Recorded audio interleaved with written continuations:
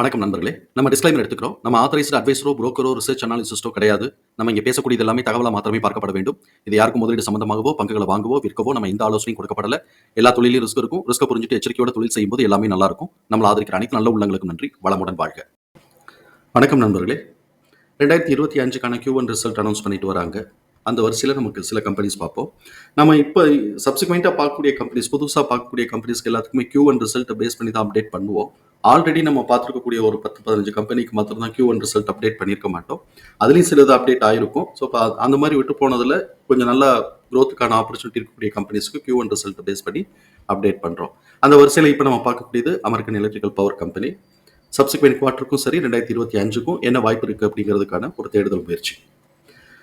இவங்களுடைய fundamental key metrics first நம்ம பார்ப்போம். அதுல வந்து வேல்யூஷன் பார்ப்போம். வேல்யூஷனை பொறுத்த வரைக்கும் PE 19.60, PB 1.99. ஸோ இப்போ இது ரெண்டுமே நம்மளோட எதிர்ப்புல வந்து அஃபோர்டபிலிட்டியில இருக்கு. அதனால சப்சிக்வெண்டா குரோத்துக்கான ஆப்பர்ச்சுனிட்டி இருக்கு அப்படிங்கிறது நம்மளுடைய பார்வை. இவங்களுடைய ப்ராஃபிட்டபிலிட்டின்னு பார்க்கும்போது மாடரேட்லி ஹை ப்ராஃபிட்டபிலிட்டி மெயின்டைன் பண்றாங்க. லிக்விடிட்டி ரேஷியோவை பொறுத்த வரைக்கும் 0.42 தான் மெயின்டைன் பண்றாங்க. Current ratio and quick ratio பார்க்கும்போது 0.42, 0.31 தான் வருது. இது வந்து 1.5 1க்கு மேலே இருந்தால் தான் நமக்கு வந்து நல்லா இருக்கும். ஸோ இப்போ இது ஆப்வியஸாக இன்னும் கொஞ்சம் கூட்டினா நல்லா இருக்கும். அதே மாதிரி டெப்ட் டு ஈக்விட்டி 1.72 இருக்கு. ஸோ இங்கே வந்து 1க்கு மேலே போயிருக்கு. 0.5 தான் தியரிட்டிக்கல் லிமிட்டு. 1ங்கிறது டாலரன்ஸ் வைப்போம். இப்போ அந்த டாலரன்ஸை தாண்டி 0.72 இருக்கு. அந்த 0.72ங்கிறது நமக்கு ரிஸ்க் ஃபேக்டர் தான். இது கொஞ்சம் எக்ஸ்பென்சிவ், இது கொஞ்சம் எக்ஸ்ட்ராவாக தான் போயிட்டு பியாண்ட் டாலரன்ஸில் தான் இருக்குங்கிறத நம்ம வந்து மனசுக்குள்ள வச்சுக்கிறோம். இதோட இபிஎஸ் தகவல்கள் எல்லாத்தையும் தூக்கி நம்மளோட எக்ஸல் ஃபார்மேட்டில் போட்டிருக்கிறோம். இங்கே நம்ம கவனிக்க வேண்டியது book value 51.16, fair price 77, current price 103. So fair price current ப்ரைஸோட ரேஷியோ 1.33 இருக்கு. நமக்கு வந்து இப்போ இது அட்வான்டேஜ் தான். 1.5ல வந்து ஒரு ரெசிஸ்டன்ஸ் வச்சிருப்போம். அப்புறம் 2.5ல ஒரு ரெசிஸ்டன்ஸ் மைண்ட் பண்ணியிருப்போம். 2.5 ரெசிஸ்டன்ஸ் உடைச்சிச்சு அப்படின்னு சொன்னா இது வந்து 4.55ன்னு பிளாஸ்ட் ஆனாலும் ஆச்சரியப்படுறதுக்கு இல்லை. அது வந்து ஹைலி பொட்டன்ஷியலாக இருக்கக்கூடிய சூழலில் அது வந்து பிளாஸ்ட் ஆகிறதுக்கான வாய்ப்புகள் இருக்கும். இப்போ பொறுத்த வரைக்கும் நமக்கு அட்வான்டேஜில் தான் இருக்குது. இபிஎஸோட டிடிஎம் நம்ம பார்க்கும்போது 5.18. Q1ல வந்து இபிஎஸ் வந்து 1.5. அதுக்கப்புறம் இதோட டிடிஎம்னு நம்ம எடுக்கும்போது 5.18 இருக்கு. இதோடைய ஆவரேஜ் பார்க்கும்போது 1.30 இருக்கு. இதுதான் நெக்ஸ்ட் குவார்ட்டருக்கான ஆவரேஜ் இபிஎஸ் எஸ்டிமேஷன். அதே சமயத்தில் இப்போ இதை வச்சுட்டு நம்ம என்ன அனலைஸ் பண்ணுறோம்னா நெக்ஸ்ட் குவார்ட்டருக்கு எக்ஸிட் ஆக போகிறது 0.64. இந்த 0.64 காட்டிலும் இது கிட்டத்தட்ட 100% கூட இருக்கு.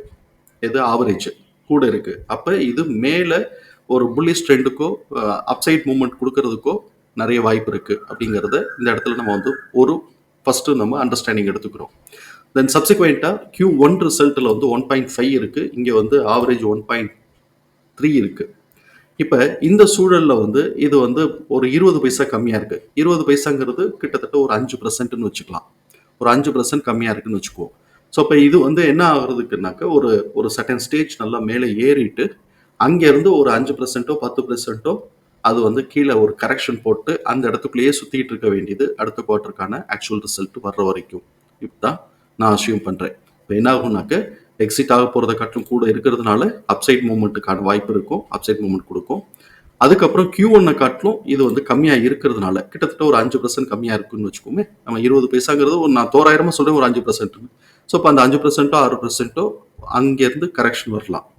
இது ஒரு ஆப்பர்ச்சுனிட்டி. அப்படி இல்லைன்னா ஃபர்ஸ்ட் கரெக்ஷன் வந்துட்டு அதுக்கப்புறமா திருப்பி மேலே ஏற்றுறதுக்கும் வாய்ப்பு இருக்குது. இந்த ரெண்டுத்துக்குள்ளே எது ஃபர்ஸ்ட் நடக்குதுங்கிறத நம்ம பார்த்துக்கிறோம். என்னென்ன ப்ரைஸ் வந்தால் எங்கே சப்போர்ட் பாயிண்ட் இருக்குது, எங்கே ரெசிஸ்டன்ஸ் பாயிண்ட் இருக்குது அப்படிங்கிறத நம்ம வந்து சார்ட்டில் பார்த்துக்கலாம்.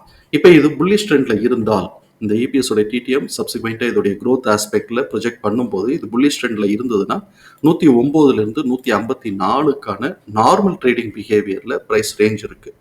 எக்ஸ்பொனன்ஷியலில் போகும்போது அதோடைய ப்ரைஸ் ரேஞ்சை வந்து நம்ம சார்ட்டில் மார்க் பண்ணியிருக்கிறோம்.